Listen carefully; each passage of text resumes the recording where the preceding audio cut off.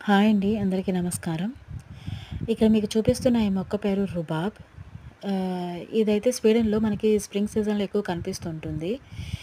ఇది ఆకులు చూసారా ఎంత పెద్దగా ఉన్నాయో, మన ఇండియాలో దొరికే విస్తరాకులు ఎంత పెద్దగా ఉంటాయో అట్లా ఉన్నాయి. ఇదైతే కానీ వీటి ఆకులైతే మనకి ఇక్కడ యూజ్ చేయరండి. దీని కాడలతోనే ఎక్కువ వీళ్ళు యూజ్ చేస్తారు.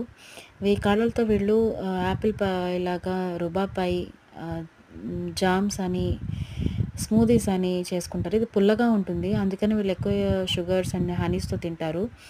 ఇందులో సి విటమిన్ అనేది ఎక్కువగా ఉంటుందంట.